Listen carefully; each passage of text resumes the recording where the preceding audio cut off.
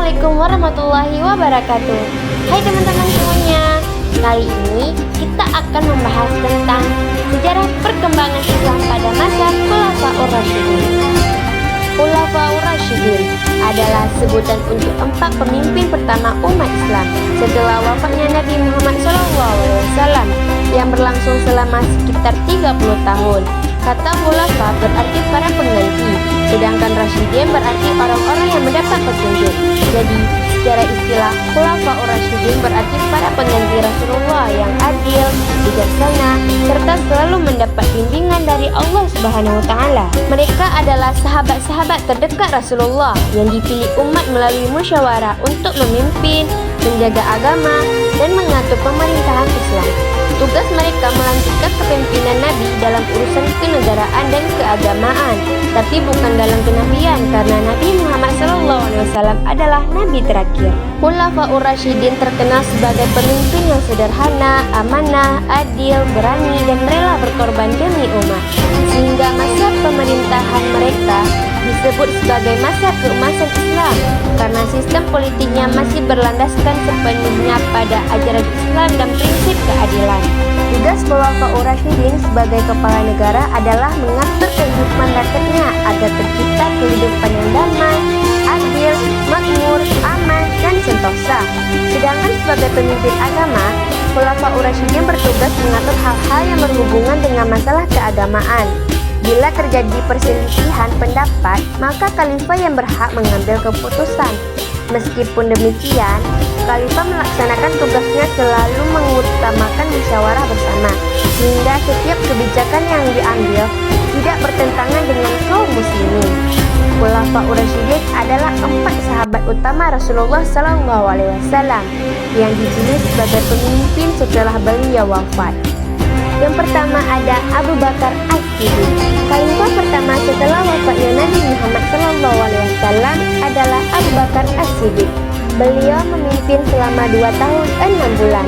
Beliau mendapat julukan As-Siddiq yang artinya orang yang membenarkan dengan sepenuh hati, karena selalu percaya dan membenarkan setiap perkataan Rasulullah SAW tanpa ragu sedikit pun.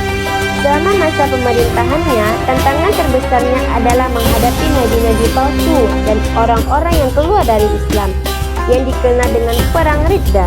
Perang Riddah berarti perang melawan kemurtadan. Pada waktu itu, banyak kabilah Arab yang murtad keluar dari Islam. Ada juga yang menolak membayar zakat. Maka muncul nabi-nabi palsu seperti Musailamah Al-Kadzdzab. Meskipun masa pemerintahannya singkat, Abu Bakar As-Siddiq memiliki jasa besar, yaitu memerintahkan pengumpulan Al-Quran dalam satu mushaf agar tidak hilang, karena banyak para penghafal Al-Quran gugur dalam peperangan. Berkat kebijaksanaan dan keimanan beliau, umat Islam tetap bersatu dan kuat setelah wafatnya Nabi. Beliau wafat pada 23 Agustus 1934 Masehi dalam usia 63 tahun dan dimakamkan di samping makam Nabi Muhammad SAW di Madinah. Khalifah kedua setelah wafatnya Abu Bakar As-Siddiq adalah Umar bin Khattab Al-Faruq.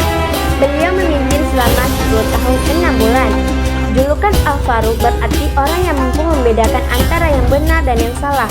Julukan ini diberikan karena sifat beliau yang tegas, adil, dan pemberani, serta keberaniannya dalam menegakkan kebenaran. Sebelum masuk Islam, Umar terkenal keras dan tegas, tetapi setelah memeluk agama Islam, beliau menjadi salah satu sahabat paling berpengaruh.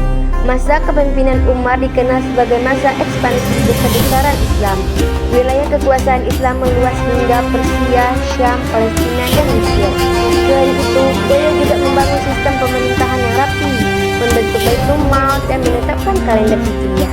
Keberanian dan ketegasan beliau membuatnya juga dikenal sebagai panglima perang umat Islam. Umar wafat pada tahun 644 Masehi setelah ditikam oleh seorang budak bernama Abu Lu'lu' saat sholat subuh. Dalam usia 60 tahun, beliau dimakamkan di Madinah dan masa pemerintahannya menjadi salah satu fondasi penting dalam sejarah pemerintahan Islam. Khalifah ketiga adalah Utsman bin Affan Dzunurain. Beliau memimpin selama 11 tahun 11 bulan. Julukan Dzunurain artinya pemilik 2 cahaya, karena beliau menikahi dua putri Nabi Muhammad SAW, yaitu Ruqayyah dan Ummu Kulsum. Utsman dikenal sebagai sosok yang dermawan, yang menyambut dan sabar, serta sangat menjaga persatuan umat Islam. Masa kepemimpinannya diwarnai perluasan wilayah Islam hingga Afrika Utara, Kipru, Armenia. Jasa terbesar Utsman adalah menyatukan bacaan Al-Quran dalam mushaf Utsmani dan menyebarkannya ke berbagai wilayah, sehingga Al-Quran tetap terjaga keasliannya.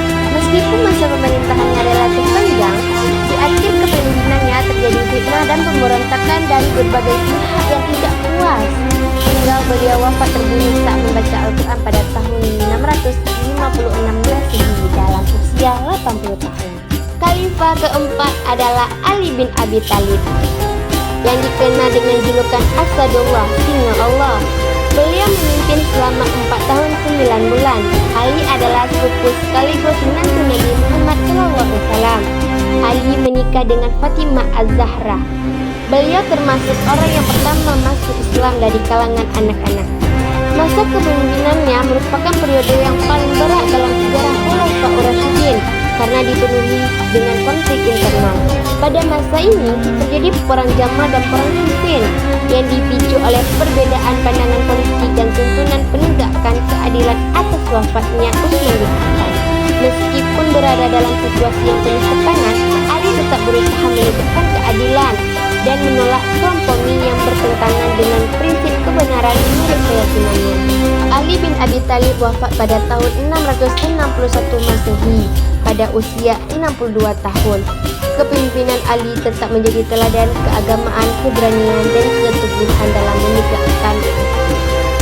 Nah teman-teman, kesimpulan sejarah Khulafaur Rasyidin adalah para khalifah ini dikenal sebagai pemimpin yang adil, bijaksana, pemberani, dan saleh, serta selalu mengutamakan musyawarah dan petunjuk Allah Subhanahu wa Ta'ala dalam mengambil keputusan. Mereka berhasil menjaga persatuan umat Islam, memperluas wilayah kekuasaan, membukukan Al-Quran, dan meletakkan dasar-dasar pemerintahan Islam.